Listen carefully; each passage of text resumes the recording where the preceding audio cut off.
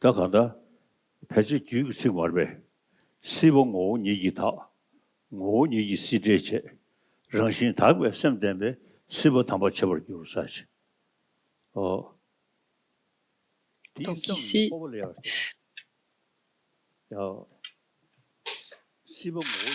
le verset qui suit nous considère que le désir, ça nous donne de la confiance.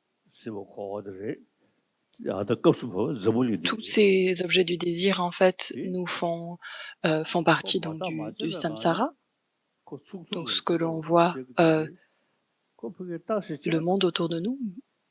Mais si on n'analyse pas, il s'apparente comme ayant une existence propre, mais suite à l'analyse, on voit bien qu'il n'est pas établi de par lui-même.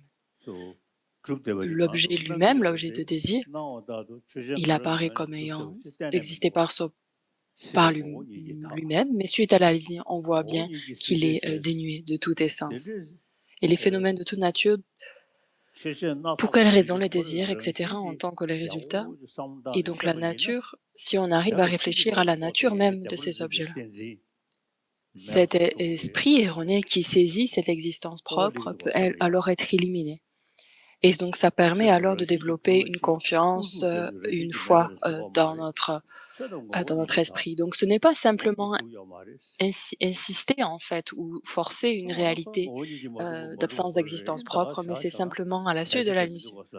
Mais si on se dit oui, les phénomènes n'existent pas de par eux-mêmes, mais qu'on en reste là, ça ne change pas grand-chose. Donc de comprendre que les phénomènes n'existent pas de par eux et qu'ils sont simplement que le sens, que la terminologie, le mot est désigné sur la base de l'objet. Et ainsi, ça nous permet de voir que cet esprit qui saisit l'existence propre est fausse, est erroné, et que c'est aussi la base donc, de l'attachement, de la colère, et c'est tout comme c'était présenté dans le Sutra du cœur. Donc pardon, pas dans le Sutra du cœur, dans l'instance fondamentale. Donc, lorsque le karma, les émotions perturbatrices sont éliminées, il y a la libération. Et donc, le karma, les émotions perturbatrices, elles proviennent des élaborations, des concepts, des pensées mentales.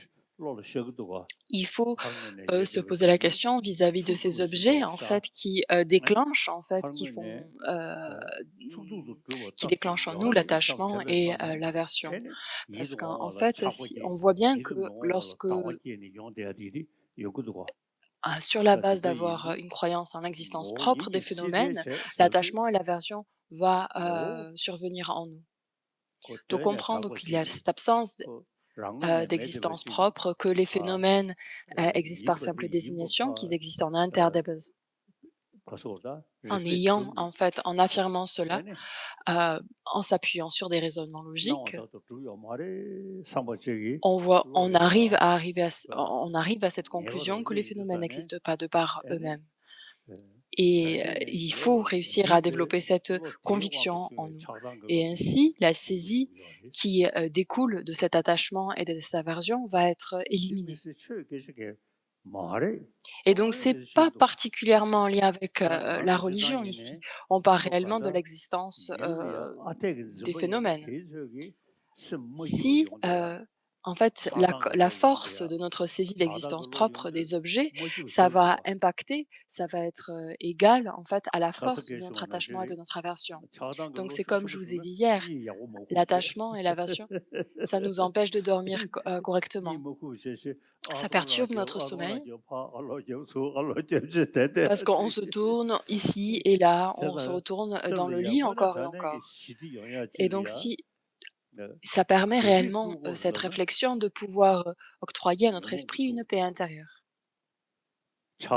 Il faut comprendre que ce qui perturbe notre esprit, c'est, ces perturbations, c'est ces émotions perturbatrices, l'attachement, l'aversion et finalement ça veut dire, l'ignorance. L'ignorance des saisies d'existence propre. Même si l'on considère le désir etc. Et donc toutes les situations, que ce soit karma, que ce soit le samsara, que ce soit le nirvana, Donc, et c'est ainsi en établissant l'absence d'existence propre que le nirvana, la cessation devient une possibilité. Même si l'on considère que le désir, etc., et les phénomènes résultants de toutes les natures de substances corporelles, pour quelles raisons les désirs, etc., en tant que résultat ne sont pas les mêmes, puisqu'il n'y a pas de nature qui n'existe par leur propre côté. Et donc pareil, tout d'abord, le point initial, c'est le moi, c'est le je. Et donc on peut aussi l'appliquer donc au Tathagata. Donc il n'est pas un avec les agrégats, il est séparé des agrégats. Mais où est donc ce Tathagata? Et donc j'aime bien remplacer au moi, je. Donc les agrégats ne sont pas moi. Je ne suis pas séparé des agrégats. Je n'existe pas indépendant des agrégats. Si les agrégats ne sont pas là, je ne suis pas là non plus. Donc où est alors ce je? Donc ce je dont on parle ici, ce n'est pas le corps, ce n'est pas la conscience qui habite le corps. Et donc cet esprit qui saisit la conscience aussi, ce n'est pas le je. Donc on dit bien mon esprit, le je, lui. Quand on parle de mon esprit, le je, cette perception, en fait, fait accroître toute une prolifération de pensées conceptuelles. Donc le je n'est pas séparé des agrégats, et le je n'est pas un avec les agrégats. Si les agrégats ne sont pas là, je n'est pas là. Si le je n'est pas là, les agrégats ne sont pas là non plus. Donc où est alors ce je? Donc il n'y a rien que l'on puisse réellement désigner, pointer du doigt comme étant le je, comme étant le moi. Mais pourtant, on dit mon corps, mon esprit, mon ami, mon ennemi. Mais et où est ce je? Il n'y a rien que l'on puisse désigner ainsi.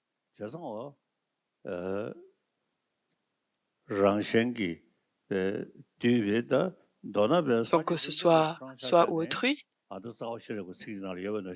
même si on regarde dans le on l'applique au Tathagata, au Bhagavan. Donc, le Tathagata n'est pas un avec les agrégats, il n'est pas séparé des agrégats. Si ces agrégats ne sont pas le Tathagata n'est pas le non plus. Et si le Tathagata, il a nécessairement les agrégats. Donc c'est exactement la même chose si on l'applique au Tathagata. Ça nous indique que cet esprit, en fait, auquel apparaît l'existence propre est un esprit erroné. Cet esprit fait émerger, en fait, toutes les autres émotions perturbatrices. Et dans l'entrée dans la voie médiane, inversée, nous amène aussi à réfléchir à ce mode d'existence de ce jeu et qu'est-ce qui apparaît à la suite de cette saisie d'existence propre. À notre conscience, à notre esprit, beaucoup de différents états d'esprit apparaissent. Et si on arrive à réfléchir et à poser notre esprit sur l'existence du non-soi, l'esprit en bénéficie immédiatement. Même si on n'est pas religieux, si on n'est pas bouddhiste. En général, cet esprit, nous avons besoin de cette paix. Donc, on a besoin de cette paix, donc il faut bien comprendre que ce qui perturbe notre paix intérieure, ce sont l'attachement et l'aversion. L'attachement et l'aversion perturbent notre esprit. Et donc, on voit bien que c'est quelque chose dont on n'a pas besoin, dont on veut se débarrasser. Et si on regarde dans le monde autour de nous, le monde, pendant des milliers d'années, les personnes ont vécu beaucoup de personnes ont été tuées au fil du temps. Et c'était en fait bien le résultat par cette saisie d'existence propre, cette saisie du soi. Et donc on voit bien que c'est quelque chose qui peut, de manière très pragmatique, de manière très terre à terre, de développer cette vue serait bénéfique. Tellement de guerres ont eu lieu sur cette planète. Si on commence à réfléchir à la nature la nature primordiale de l'esprit, le plus subtil, alors l'attachement à l'aversion, il ne rentre pas en fait dans l'histoire à ce moment-là. Toutes les différentes traditions religieuses conseillent et prônent l'esprit altruiste. de ne pas causer du tort à autrui, de ne pas faire du mal à autrui. Mais les questions vis-à-vis de comment est-ce que l'attachement, comment est-ce que l'aversion se développe en nous, probablement les explications en Inde sont les plus dominantes, les plus profondes. En Inde, il y a aussi dans la tradition, dans différentes traditions religieuses qui parlent de Atma, donc un jeu, cette âme qui existe de manière séparée des agrégats. Mais par contre, dans les textes bouddhistes, ce type de Atma, ce type de jeu n'existe pas. Ce jeu qui existe naturellement, en fait, lors de l'analyse, ne peut pas être trouvé, en fait. Et ça, c'est certainement son mode d'existence. Et ainsi que la base alors de l'attachement et de l'aversion ne peut plus, la base de l'attachement et de l'aversion n'est plus alors soutenue, en fait, lorsque cela est compris. Dans l'entrée dans la voie médiane, c'est exactement ce qui est enseigné. Donc, dans les 4 conséquences obscures, si les caractères intrinsèques constituent la base des phénomènes, le fait de démontrer leur irréalité détruirait ces phénomènes. Si un phénomène existait de par lui-même, tout ce qui est indiqué dans les textes du Madhyamika, donc il y a ces différents raisonnements logiques qui sont utilisés, des 5 syllogismes du Madhyamika intitulés les fragments de Vajra, la production et cessation de l'existence et la non-existence, la production et la cessation des 4 limites, la relativité suprême, le singulier et le multiple. Et c'est ainsi en fait qu'on arrive à éliminer l'existence propre. Que ce soit la cause ou l'effet, si on recherche cette existence essentielle d'une cause et d'un effet, on ne pourra rien trouver qui existe dont la manière il nous apparaît. Par l'application de la logique, on arrive à développer alors la conviction qu'il n'y a aucune chose qui existe comme il semble nous apparaître, de comprendre en fait les défauts de cette saisie d'existence propre du jeu, en comprenant en fait qu'il n'existe pas comme il semble nous en ayant cette saisie d'existence propre, il va y avoir ces idées, ces élaborations mentales qui causent du tort à autrui. Puisqu'en fait, la saisie d'existence propre va considérer le soi comme étant d'une grande valeur et autrui comme n'en ayant point. Et tous les problèmes en fait proviennent de cela. Ça vient de donc que ce soit le bonheur, la souffrance, que ce soit la joie, que ce soit la tristesse, tout cela en fait prend ses origines dans cette saisie d'existence du soi. Ce jeu, où est-il? C'est vraiment une analyse essentielle et très importante à faire. Donc sans analyse, on peut alors dire qu'un jeu existe, mais ce jeu dans notre esprit qui apparaît comme étant quelque chose de solide, comme étant quelque chose de réellement là, qui cristallise le jeu, n'existe pas.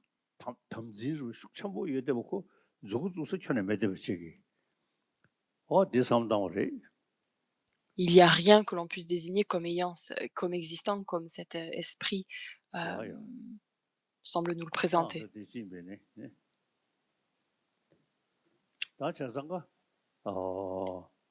Ainsi, du point de vue de la sagesse, ce jeu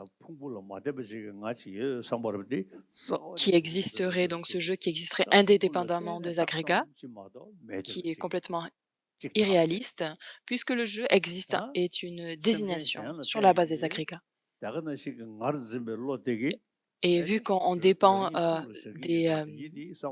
des autres, on dépend de nos agrégats, et donc par en fait une vie erronée, ceci va nous amener à vivre toutes différentes expériences de souffrance. Avec la vue de la vacuité, les émotions perturbatrices, et qui proviennent en fait de cette saisie d'existence propre, ceci va être perçu avec la vue de la vacuité.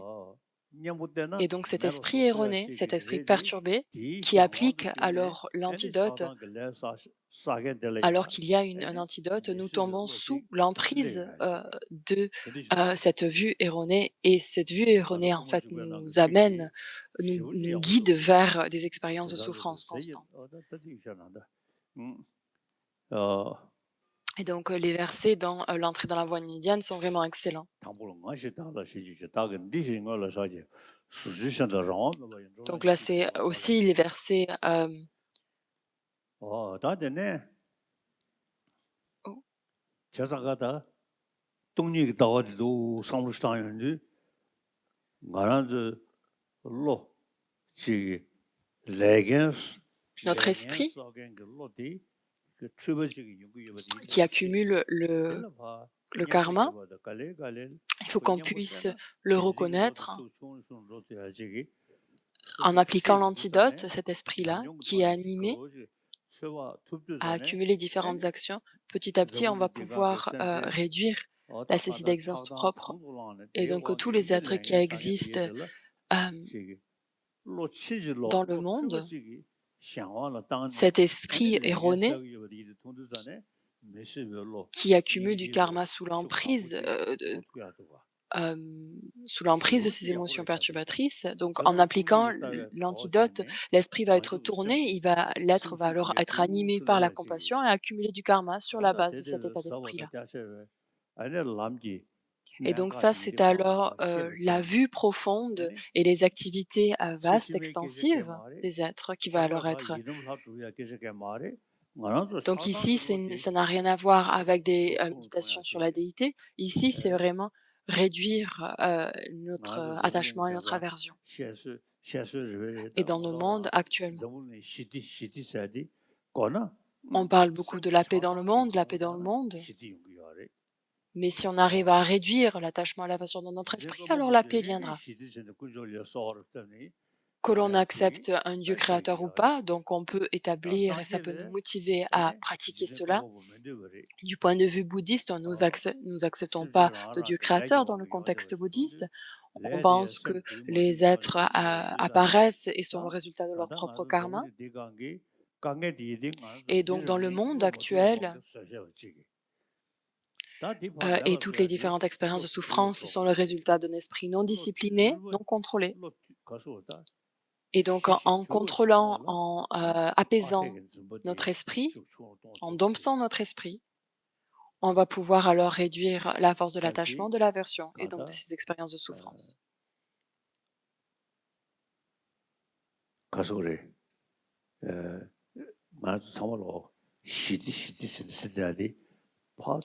Le bonheur, la paix, pardon, si on remonte à sa source, ça demande en fait nécessairement de réduire la force de la saisie d'existence propre.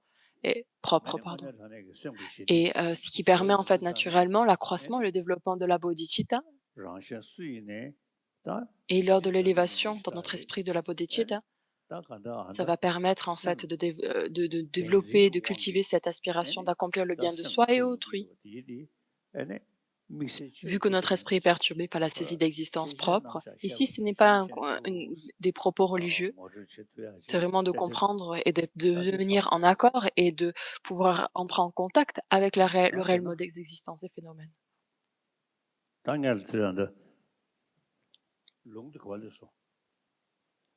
Donc où nous sommes arrêtés dans le deuxième chapitre du Pramanavattika.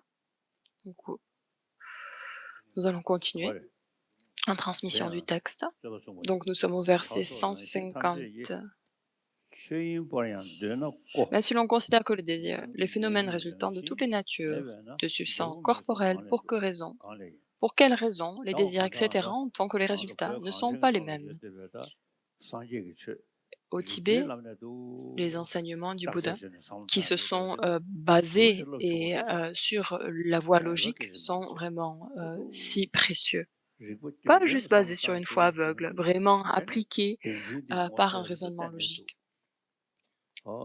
Et qui permet en fait réellement d'entrer en contact avec cette absence, d'entrer en contact avec l'absence d'existence propre.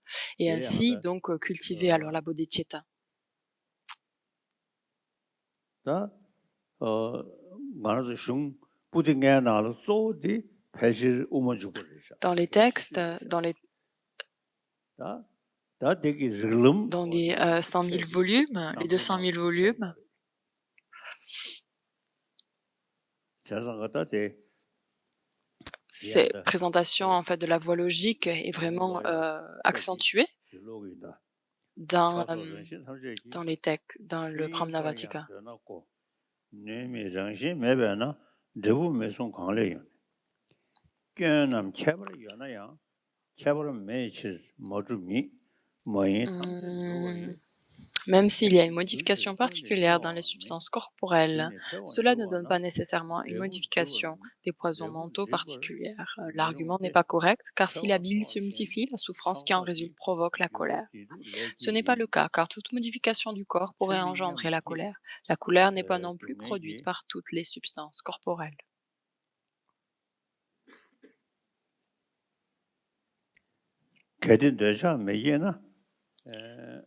Lorsqu'une cause augmente, il n'est pas possible que son résultat diminue, de même qu'une fièvre ne s'affaiblit pas lorsque la bile se multiplie. Les changements de désir et autres sont produits par les sensations agréables et désagréables. La souffrance causée par le déséquilibre des 3 substances corporelles empêche l'apparition du désir. Alors, dis-nous ce qui produit le désir. L'équilibre des 3 substances corporelles augmente et le sperme qui engendre le désir. Le désir n'observe aussi chez ceux qui sont les 3 substances corporelles ne sont pas en équilibre, d'autres n'ont pas de désir. Quand les 3 sont en équilibre, d'autres encore possèdent le désir, bien que leur sperme soit épuisé et qu'il n'ait perdu du sang. Comme il n'est pas certain chez un homme que son sperme se multiplie par rapport à une femme, il n'a pas nécessairement un fort désir pour elle. Un corps attrayant et des choses semblables sont un facteur de désir. Il n'est pas le cas, car il n'est pas certain qu'il attire tout le monde. Cela signifierait aussi que le désir ne naîtrait pas sans sa détermination d'un corps attrayant et qui se produirait chez les êtres saints qui ne perçoivent pas les qualités irrésistibles chez les femmes. La contemplation des qualités d'attraction est le facteur qui produit le désir. Cela signifierait que tout deviendrait des contemplateurs des qualités d'attraction, car selon ton point de vue, il n'y a pas de cause, il n'y a pas de différence dans l'attrait objectif en tant que cause. Si on part d'un principe qu'une personne éprouve du désir, elle ne peut pas être en colère, elle ne peut pas être en colère à ce moment-là, car les deux, désir et colère, ne sont pas de nature similaire. Cependant, on peut observer que la personne ne sera définitivement pas en colère plus tard. Selon le système de la logique, le désir est ainsi de suite en fonction d'empreintes particulières des états de conscience précédents qui sont de même nature et les erreurs mentionnées précédemment ne se produisent donc pas ici. Cela réfute l'opinion selon laquelle les illusions, la nature, les éléments de base. Les éléments de base ne sont pas non plus la base de l'aveuglement des illusions, car cela a été refuté. Et la couleur, comme le blanc, ne dépend pas de l'élément de terre et les choses semblables qui existent en même temps. Les mots sa base signifient quelque chose et sa base parce qu'il a sa cause ou parce qu'en tant que sa base, il demeure inséparable de lui. Le contraire n'est pas défendable. Les illusions et les éléments de base sont comme l'alcool et son effet enivrant. Ils ont une essence séparée.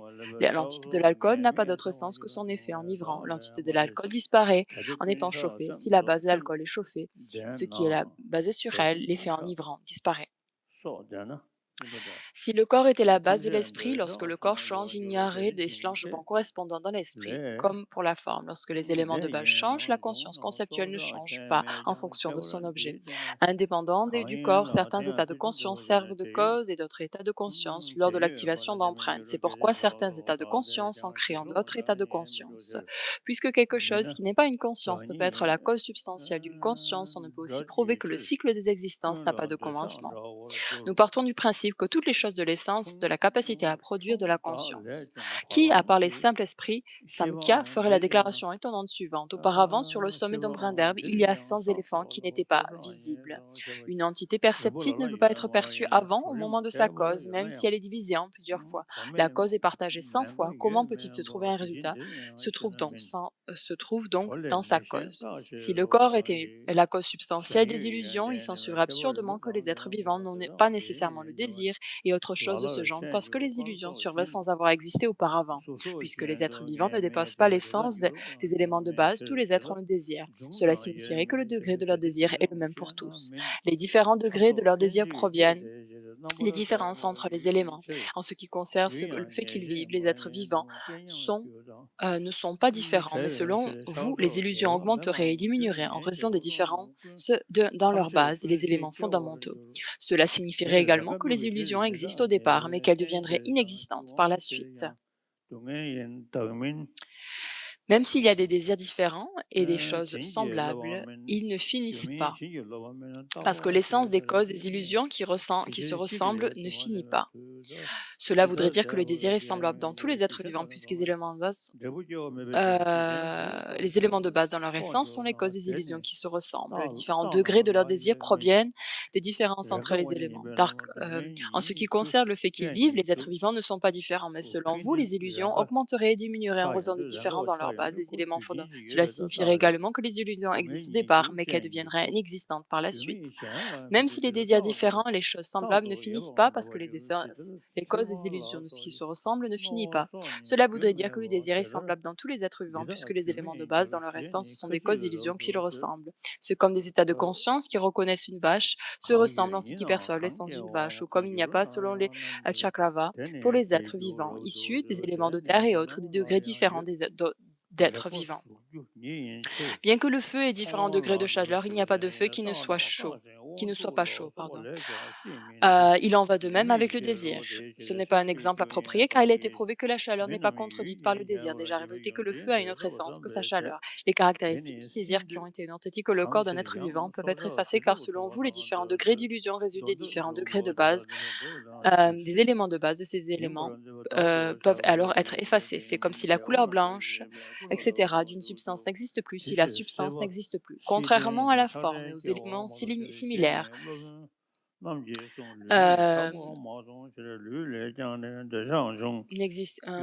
éléments similaires n'existent pas comme inséparables des éléments de base. Ils sont tout autant inséparables des éléments de la base, comme la forme. Il n'en est pas ainsi, car il s'ensuivrait que le désir et les autres illusions naîtraient toutes en même temps chez une personne. Et comme les objets des illusions sont attribués conceptuellement, ils ne sont pas produits par des objets extérieurs successifs. Puisque, selon toi, les illusions n'auraient pas de cause similaire, les autres ordinaires n'auraient pas nécessairement le désir et des choses semblables. Ou si les éléments de base permanents étaient... Donc l'ignorance est alors la cause essentielle et la cause du samsara, étant les causes similaires des îles, tous les états de conscience apparaîtraient à tout moment chez tous les êtres humains parce que les causes permanentes seraient toujours présentes. Quant les objets en fait de notre attachement, de notre colère,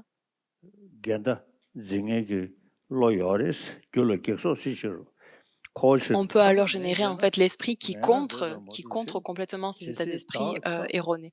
Comme on peut observer, les 5 cas se forment occasionnellement, ils sont instables, puisqu'ils sont la base du mal, ils sont apparus en fonction de leur cause. Et les illusions du karma, et ils ont l'essence de souffrance. Puisqu'ils sont impermanents et dépendants, ils sont sans soi. Puisqu'ils ne sont pas déterminés par un soi permanent, ils sont vides. Ils ne sont pas déterminés par quelque chose qui n'est pas une cause. Comment un phénomène constant pourrait-il déterminer quelque chose? Car un seul phénomène ne peut donner lieu à de nombreux résultats différents à un moment. Même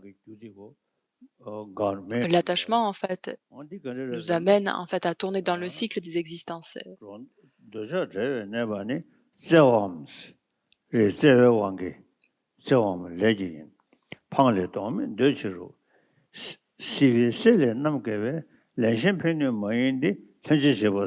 Même si un soi permet associé à d'autres causes, aucun ne peut donner. C'est pourquoi il est possible de conclure l'existence d'autres causes dans le cas des phénomènes permanents. Le fait que les agrès se produisent occasionnellement permet d'affirmer qu'il existe des causes.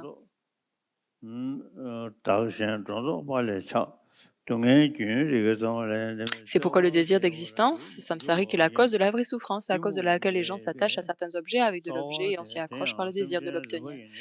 Ce qui est l'objet de l'existence samsarique est l'attachement à l'existence, l'attachement des êtres vivants à l'obtention du bonheur et à l'attachement et à l'évitement de la souffrance sont respectives au désir de ce qui est désirable et le désir qui ne disparaît. L'ignorance est présentée donc par les 4 écoles philosophiques donc, qui amènent cette ignorance, amènent les 3 pôles, donc qui sont expliqué comme faisant partie des 3 poisons. Et dans la présentation des Madhyamika, Prasangika est vraiment très profonde en raison de la cause de l'attachement en soi. On ne peut pas observer que quelqu'un qui est libre d'attachement naisse ce qu'on expliquait les acharyas, puisque le désir est présent chez ceux qui sont corps et n'est pas visible. Le désir naît aussi du corps.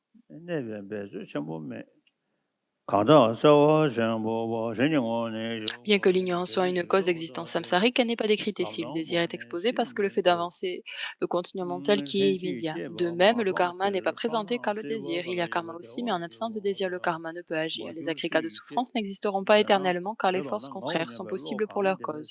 Puisque le cycle des existences est sans soi, il n'y a pas de libération. Nous sommes d'accord que pour dire que le samsara est sans soi, mais qu'il n'y a pas de libération. Tant que l'on n'a pas éliminé l'attachement en soi, il n'élimine pas la souffrance et on ne la réifie pas. Tant que l'on vivra dans une misère globale et qu'on demeure dans l'entité et qu'on ne demeure pas dans l'entité de la libération, même s'il n'y a pas d'être distinct qui puisse être libéré, il faut devenir actif et abandonner la fausse idée du soi. Ceux qui sont libres de tout désir restent dans le cycle des existences, soit en raison d'une affection aimante, soit en raison du karma. Ils ne veulent pas abandonner les agrégats induits par le karma. Le karma de ceux qui ont surmonté le désir d'existence samsarique n'est pas en mesure de provoquer une renaissance car la condition coopérante a été enlevée. L'amour bienveillant de Zara n'est pas lié à une vision erronée envers les êtres sensibles car il n'y a pas de contradiction dans le fait qu'il connaît la souffrance des êtres et ce qui est une entité du dharma qui réside d'une conception mentale antérieure. L'attachement provient de la réification d'un soi et des autres sur la base d'un phénomène qui sont sans soi. En revanche, l'affection amoureuse naît par la seule connaissance d'un continuum de souffrance. L'ignorance est la racine de tous les maux. Elle s'accroche aussi au soi des êtres sensibles. En absence d'ignorance, son arhat n'a pas de colère qui provient de la cause du mal. C'est pourquoi son affection aimante est considérée comme l'existence de mal. Il n'y a pas le cas que les agrégations sans résidus ne soient pas libérées du cycle des existences. Ce qui nous attache au samsara, ce qui est présenté donc par le Madhyamika, et aussi en particulier connecté aussi au Tantra, donc on parle ici alors de la conscience claire, claire et lumineuse, qui permet en fait où ces 3 apparences vont être stoppées, cessées, et donc toutes ces émotions perturbatrices vont alors être cessées, vont s'arrêter, et la nature spontanée, claire et lumineuse de l'esprit va pouvoir émerger. Cette nature claire et lumineuse. Et on voit en fait clairement que toutes les souillures, toutes les impuretés sont réellement adventices, qu'elles ne font pas partie de la conscience. L'essence de l'esprit est une lumière claire, les imperfections sont temporaires, c'est pourquoi les illusions étaient auparavant inefficaces dans la connaissance conceptuelle du désintéressement et sont maintenant dans la connaissance directe du sans pouvoir d'action. Les illusions peuvent certes devenir effectives dans l'esprit d'un arya, mais un arya a la capacité importante de produire une connaissance immédiate du désintéressement, qui s'oppose aux illusions de sorte que ces dernières, comme le feu sur un sollume, ne peuvent pas agir longtemps. Même si un arya s'efforçait, il ne serait pas dans la mesure de rétablir des vues erronées, car en raison de sa conscience de l'entité. L'esprit le plus profond qui est présenté dans le Madhyamika, son esprit s'incline vers cette entité et ne se laisse pas affecter par le cycle d'existence. Bien que le désir et la cause s'opposent, s'excluent, ne nuisent pas l'un à l'autre, car ils ne sont pas pour cause l'attachement au soi, ils sont liés comme cause et résultat direct. Comme l'amour et les choses semblables n'ont pas de contradiction directe avec l'ignorance, concernant ce qui est perçu, ne peuvent pas réduire les néants des mots graves. Tous les mots sont enracinés dans l'ignorance, dont l'essence est la vision erronée de l'accumulation éphémère. Car l'ignorance est un facteur opposé à la connaissance du désintéressement en tant que facteur mental. Elle considère un objet, les Écritures enseignent que l'ignorance est directement opposée à la connaissance du désintéressement et donc pas acceptable, qu'elle est une autre nature de la vue erronée de l'accumulation. Il s'agit ici de présenter ce qui est en contradiction avec l'ignorance. Par rapport à l'objet perçu, la vision de la vacuité est en contradictoire avec et en contradiction avec la vision de la vacuité est en contradiction avec Il peut donc être clairement démontré que la vision de la vacuité s'oppose à la nature de l'ignorance et de tous les autres émaux. Les obstructions ne peuvent pas être enlevées parce qu'ils ne sont pas de la nature des êtres vivants, tout comme la forme du vase et la nature du vase. Ceci n'est pas le cas, car ton raisonnement n'est pas correct. On peut observer que les illusions prennent fin lorsqu'elles sont exposées aux antidotes. La cessation des mots n'est pas comme l'heure fondue qui redevient solide, car les illusions ne reviennent pas. La cessation des mots devient inséparable de l'essence de la connaissance du non-soi. Euh, euh,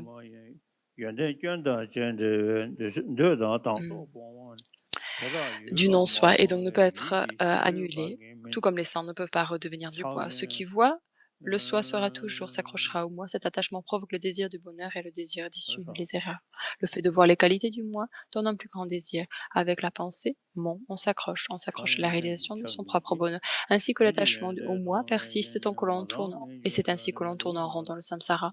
En s'accrochant à soi-même, on devient conscient des autres, et conscient des autres, la division en soi et les autres conduit à l'attachement, à l'aversion. C'est en rapport à ces deux éléments que naissent tous les mots. Celui qui a de l'attachement en soi n'est pas libre de ce qui est l'attachement à ce qui est mien. En tant que le moi est perçu comme inofensive, il n'y a aucune cause qui élimine l'attachement en soi. Ce n'est pas le soi, mais l'attachement en soi qui devrait être considéré comme nuisible. Qu'est-ce qui en résulte? Que l'attachement au moi soit abandonné sans nier l'objet de l'attachement au moi. On n'est pas en mesure de renoncer à l'attachement au moi. L'élimination du désir et de l'aversion liées respectivement aux bonnes qualités ou aux défauts se fait en voyant les qualités ou les défauts dans l'objet ne sont pas par l'élimination de quelque chose d'extérieur, comme l'élimination d'une épine. L'attachement naît non pas en percevant les bonnes qualités de l'attachement, mais en percevant les bonnes qualités de son objet et on veut. Comment veut-on faire disparaître le résultat de l'attachement en soi si on ne considère pas la cause de l'attachement en soi dans lequel le résultat est incomplet comme nuisible? Quel est l'inconvénient de l'attachement en soi que l'on peut s'identifier, qui constitue la base de souffrance? Même si c'est le cas, on ne peut pas être libre d'attachement tant qu'il est considéré comme appartenant à moi. De même, par exemple, on ne peut pas être libre de l'attachement à cause de l'attachement au moi, même si moi est la base de la souffrance. Le soi n'est pas la cause de la souffrance à l'absence d'autres facteurs comme le karma et l'attachement au soi. Cela signifierait que l'attachement au deux, le moi, et de ce qui émane n'est pas nuisible car le moi ne provoque pas la souffrance à l'absence des deux facteurs. Il n'y a donc pas aucune raison de se libérer de l'attachement aux deux. L'attachement au moi et ce qui est le mien est éliminé par la méditation sur la souffrance comme éliminer le moindre mordu par un serpent qui a été arraché. L'attachement à ce qui est mien ne peut être surmonté qu'en réduisant à néant la pensée de cet attachement mien, sinon l'attachement ne peut être enlevé. Par quoi peut-on enlever la pensée qui s'attache aux facultés sensorielles comme appartenant au moi si l'on considère que les facultés sensorielles sont le fondement de son propre plaisir? On ne peut donc pas se libérer de l'attachement aux facultés sensorielles puisqu'on n'en voit pas la raison. Il a une pensée de renoncement par rapport aux cheveux qui ont été enlevés du corps, mais il résulte un attachement à autre chose qui font partie du corps, c'est évident pour tout le monde. Il s'ensuivrait que l'on ne peut pas éliminer l'attachement à ce qui est mien, même si on a vu ce qui appartient à moi à la nature de la souffrance, car du fait, le moi est lié à l'existence intrinsèque et à des choses semblables. Il se produit l'inattenable instant qui s'attache aux facultés sensorielles comme appartenant à moi, à cela d'inhérence demeure le constant. Même en absence d'existence propre, à voir ce qui existe, ce qui est extérieur et qui est inutile, des choses qui sont utiles, l'attachement à ce qui est à moi et peut survenir. Comme dans le cas d'un doigt qui a été mordu par un serpent, les choses qui produisent de la souffrance ne donnent pas naissance à la pensée qui s'attache à ces choses comme appartenant au moi. Les facultés sensorielles, cependant, ne produisent pas seulement de la souffrance. Comme les aliments toxiques, ils provoquent principalement la souffrance. Celui qui a le désir d'un bonheur particulier n'éprouve pas le désir pour quelque chose d'ordinaire qui lui est opposé. En raison du désir pour le bonheur particulier, le bonheur moindre est rejeté. Ce qui manque d'intelligence en raison de leur attachement au soi se tourne vers tous les plaisirs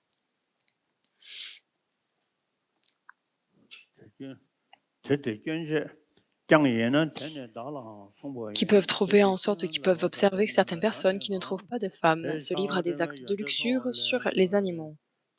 Comme les Vaibhashika qui préconisent un soi indépendant, peuvent-ils supposer que le soi change à atteindre la libération conception du soi, laquelle ils adhèrent n'est pas défendable. Quand un soi indépendant s'oppose au fondement de toutes les expériences, conventions et qualités, la nature du soi, à laquelle la Vaibhashika et autres n'est pas un tel fondement. S'il y a un soi indépendant qui atteint la libération, il s'ensuivrait absolument que les attachements à ce qui est le même persisterait car l'attachement au soi renforcerait tout l'attachement au soi et serait la semence de la persistance, de l'attachement à ce qui est mien.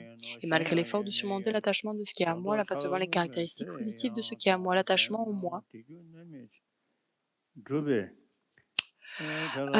l'attachement de l'attachement au moi, selon votre point de vue. Cela signifierait qu'il n'y a pas de perception du moi lors de la libération. Donc, puisqu'on est débarrassé du moi, la méditation sur la souffrance pour atteindre la libération n'aurait aucun sens, puisque les Vaibhashika yogis méditent sur le fait qu'il n'est pas que ce qui appartient à moi et qui reconnaissent la souffrance. Ils ne se libèrent pas de l'attachement, car même avant de commencer à méditer ainsi, ils n'ont pas connu la souffrance. Ils ont déjà fait l'expérience directe de la souffrance à cause de la maladie, même si au moment où on réfléchit aux propos négatifs d'un objet, on peut tomber dans l'attachement à l'objet qui n'est pas autant liberté de l'attachement.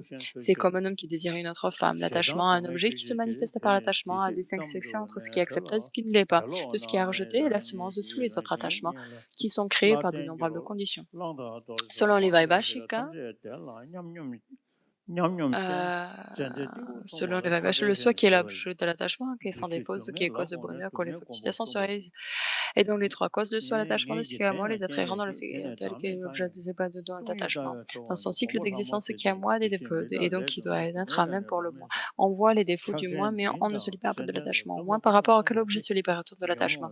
L'attachement qui est né de fait de voir des bonnes qualités de son objet disparaît par les perceptions inconvénientes de l'objet, ce qui s'applique les facultés sensorielles. Car même chez l'enfant, on peut avoir l'attachement aux facultés sensorielles. De plus, nous avons de l'attachement pour les facultés sensorielles défectueuses.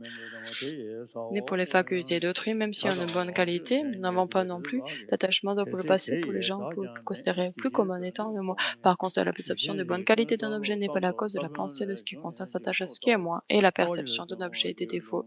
Je ne supprime pas l'attachement à cet objet.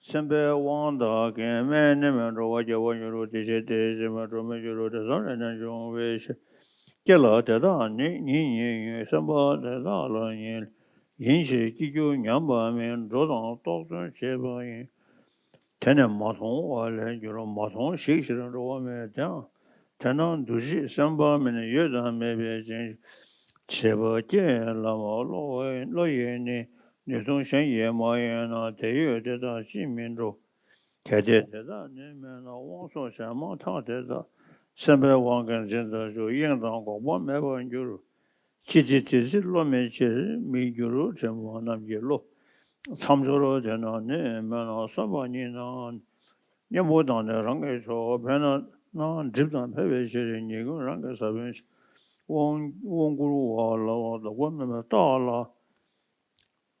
대부분 매베시 짐기 예버 저보다 제당 매제 보다는 저여든지 저방에서 교전 저보 찍보는 줄로 대다데 레베다 셔보 서보 냥 보는 줄로 네버 양내 네버 양내 주마인 현기 전다 롱주소 태원의 진마 가야 잠번 매베시다 되나 냥래 되나 냥래 잠보 중 대버실라 때마다 대당 나당 내 시송 야다 뭐는 주로 전도라네 영수세 테니라네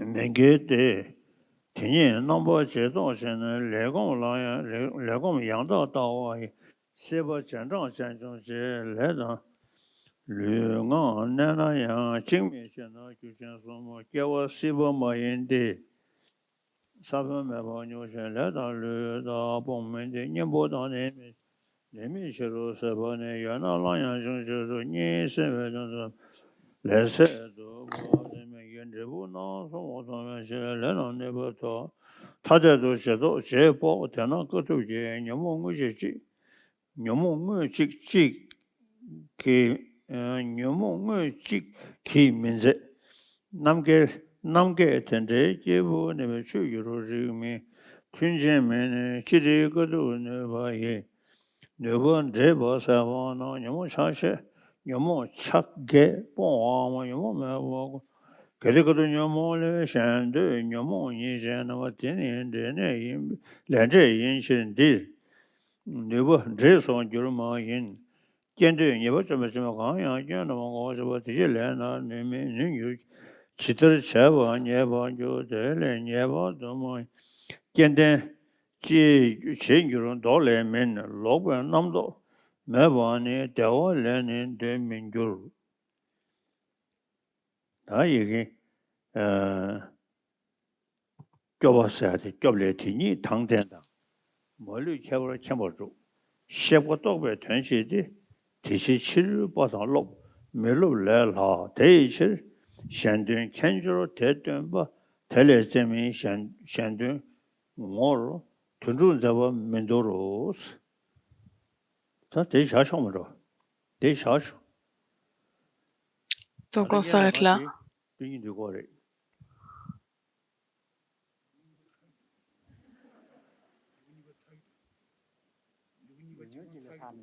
ka 저 교배 진행 다들 샤신 얘들 샤신 아등엘 더디 아저 심지 시동 고섬 점을 가디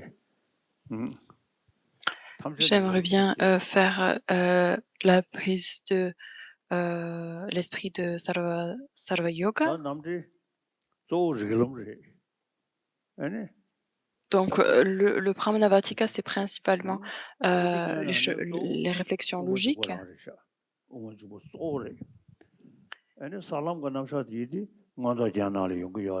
Donc les chemins, les chemins, c'est dans les ornements de clair, les ornements clairs.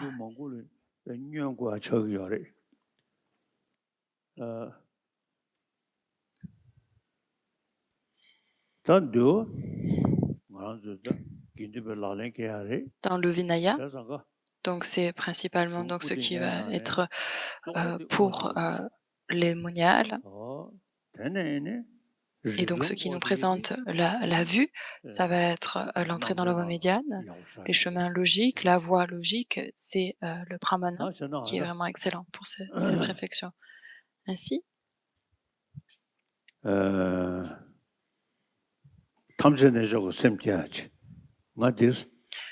donc Sarva Yoga,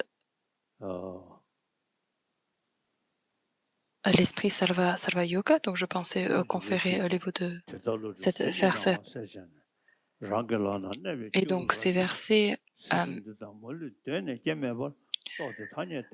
ainsi illuminé par les rayons de lumière de la sagesse, le Bodhisattva voit aussi clairement qu'une groseille à Margot sur sa pomme ouverte et que les trois royaumes dans leur totalité sont donnés depuis l'origine et par la force de la vérité conventionnelle, il voyage vers la cessation. Bien que son esprit puisse se maintenir continuellement au repos dans la cessation, il génère également la compassion pour les êtres dépourvus de protection et en progressant davantage. Il se passera aussi par sa sagesse tous les êtres nés de la parole du Bouddha, les Bouddhas du milieu. Et comme on voit des signes qui s'envolent au-dessus, au-devant des autres signes accomplis, en déployant les implanches de vérité conventionnelle ultime. Donc nous allons faire développer et générer cet esprit Sarva Yoga. Et donc ma pratique est centrale, pour ma pratique est basée sur l'esprit Sarva Yoga. On peut développer l'esprit conventionnel et ultime, et petit à petit, en développant l'habitude et en se familiarisant avec ces deux esprits-là, il y a un impact, une transformation qui a lieu dans notre esprit. Petit à petit, pensons tous que nous avons obtenu cette précieuse renaissance humaine, que nous sommes des disciples du Bouddha, et que si c'est quelqu'un qui n'accepte pas le bouddhisme ou n'est pas religieux, donc peu importe, nous considérons tous une conduite noble, une bonne conduite, et nous voyons les qualités de cette conduite noble, donc que ce soit respecter nos parents, de pouvoir aider sincèrement, de vouloir aider sincèrement les êtres. Donc tout cela fait partie de cette conduite noble. Et dans notre monde ici, tous les êtres aspirent à être heureux et ne veulent pas vivre la moindre souffrance. Donc ceci est une réalité à 100% pour chacun des êtres. Et notre situation présente est telle que nous avons une précieuse renaissance humaine, que l'on accepte, que l'on soit religieux ou pas, peu importe. On arrive tous à se relier à cette conduite noble du monde et une conduite malveillante, une conduite négative, on comprend bien ce que c'est. Nous avons nous disposons d'un cerveau humain qui nous permet d'avoir une pensée si extensive, si vaste, et réfléchissons à ce monde, à tous les êtres, tous les animaux sur cette planète sont des êtres qui nous donnent tellement.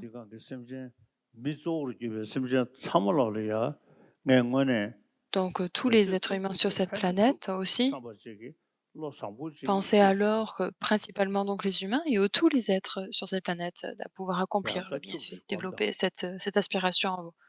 Donc méditez sur cela.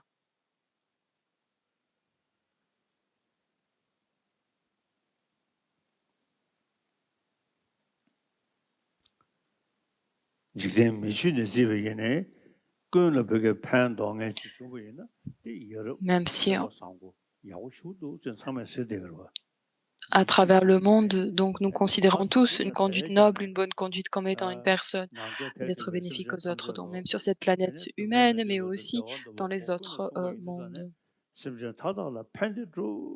Tous les êtres aspirent à être heureux et être libres de la souffrance. Et donc pensez que vous allez accomplir cela, aspirant à développer cela.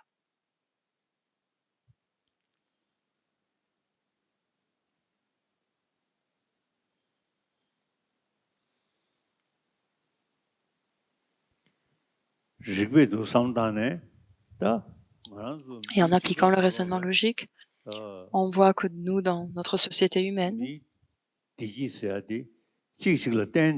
quand on parle de bonheur, on voit bien que c'est quelque chose qui existe de manière dépendante. On ne peut pas être heureux de manière indépendante sans s'appuyer d'autres éléments. Dès notre naissance, nous avons reçu l'amour de la mort de notre mère et donc c'est bien clair que nous sommes bien des êtres dépendants. Et donc tous les êtres sensibles, pensant que vraiment je vais accomplir, je vais être bénéfique envers eux et je ne vais pas développer la moindre pensée nuisible à leur égard.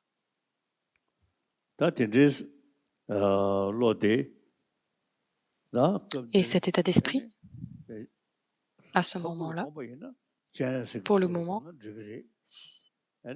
si on fait une méditation sur la dit, on peut méditer alors sur le corps de Chenrezig, mais sinon on peut garder notre forme humaine et faire apparaître à notre corps, au niveau de notre cœur, un disque de lune blanc rayonnant.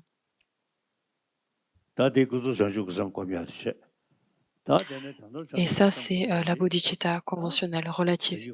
Maintenant, la bodhicitta ultime, donc comme je vous ai dit à l'instant, le jeu, si on le recherche, il ne peut pas être trouvé.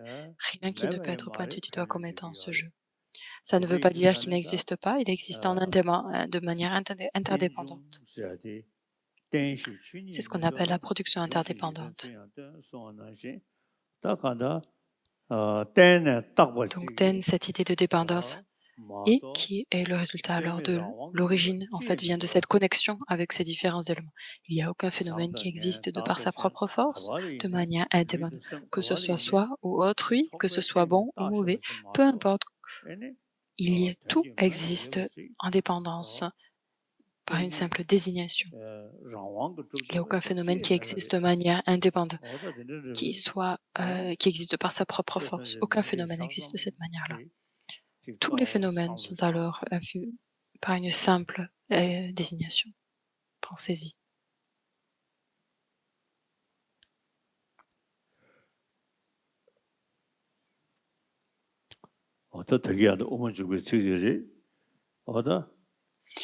Et donc à l'instant, je vous ai récité des versets de l'entrée dans la voie médiane. Et donc tous ces phénomènes existent donc par simple désignation. Il n'y a aucun phénomène qui existe de manière indépendante. Et ainsi, lorsque je vous regarde, je vois des moines, je vois des nonnes, et c'est ce qui apparaît immédiatement en esprit. Mais si j'analyse, où est cette personne? Il n'y a aucune personne qui puisse être trouvée, comme je vous ai dit à l'instant, auparavant.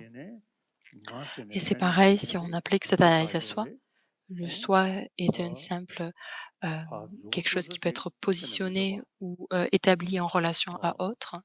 Mis à part cela, rien ne peut être désigné comme ayant cette existence propre.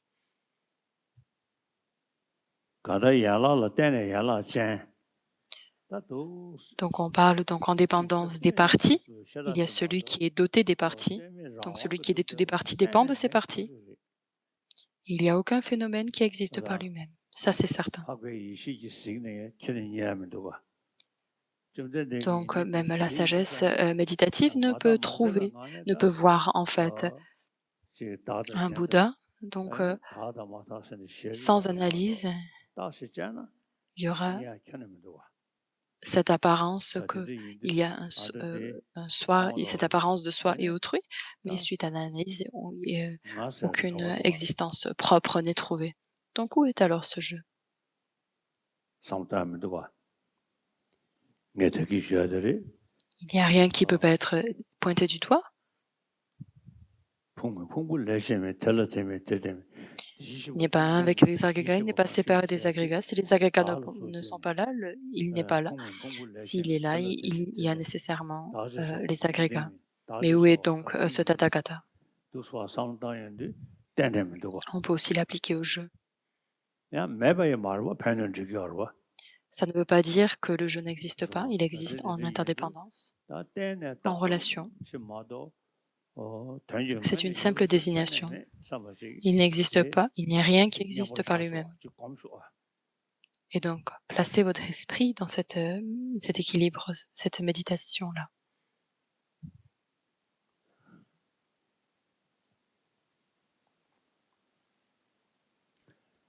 Nous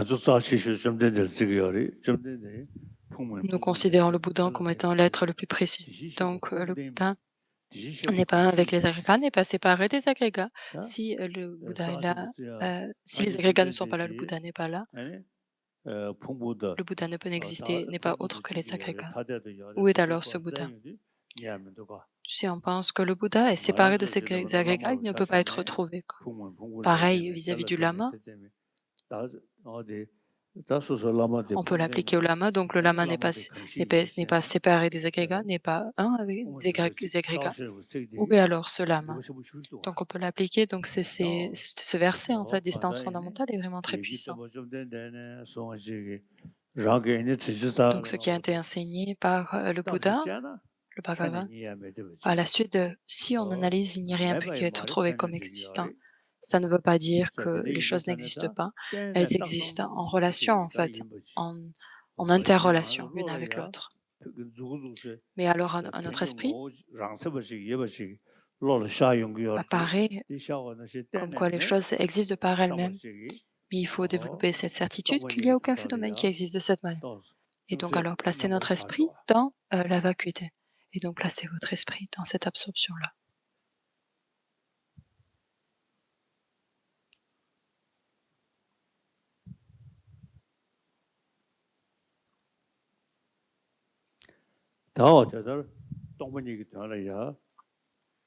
Le sens de la vacuité, c'est-à-dire le non-soi de la personne, le non-soi des phénomènes, non-soi des personnes, non-soi des phénomènes.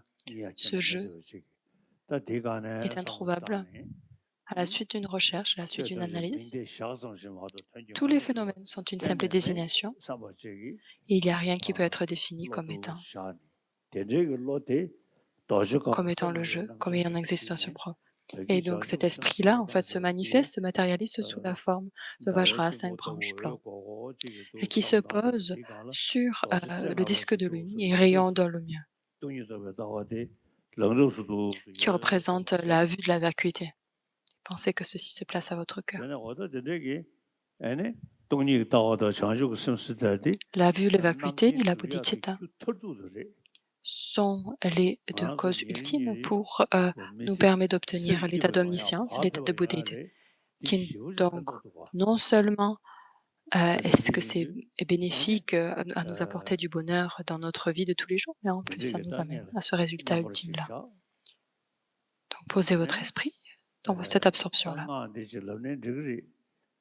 Donc nous allons réciter le mantra Om Sarva Yoga Theta, réciter Upatayami, Om Sarva Yoga Tseta, Upatayami, Om Sarva Yoga Tseta, Upatayami.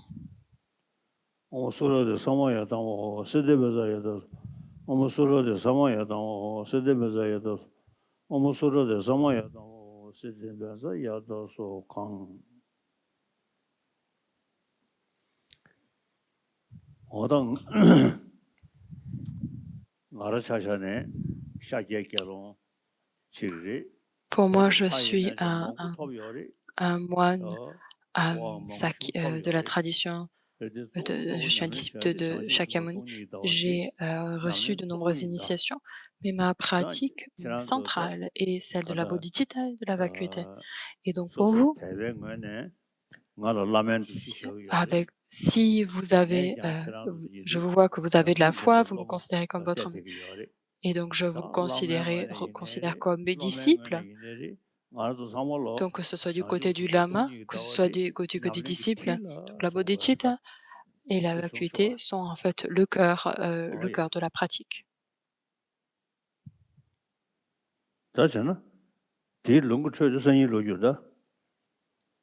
Donc ce qui nous reste du texte, nous allons terminer la transmission demain.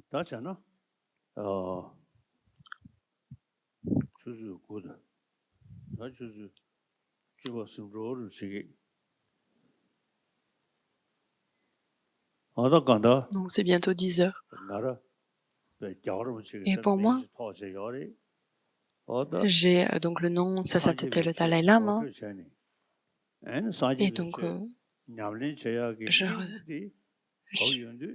en comprenant, en ayant une idée développée un sens de ce que des enseignements du Bouddha, je pratique alors à la suite de cette compréhension la bodhicitta et la vue de la vacuité.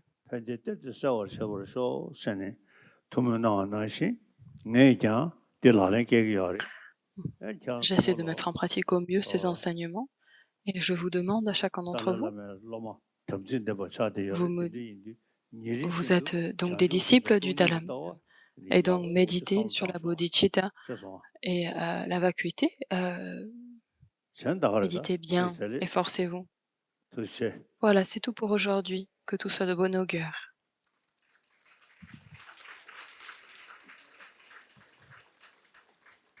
Oh.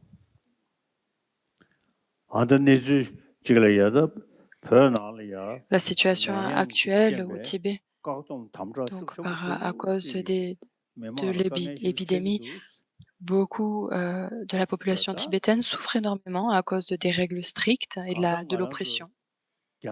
Et maintenant, donc au Tibet et en Inde, il y a cette connexion très forte avec le bouddhisme et les Chinois. Il est très difficile de changer la perspective. Ils essaient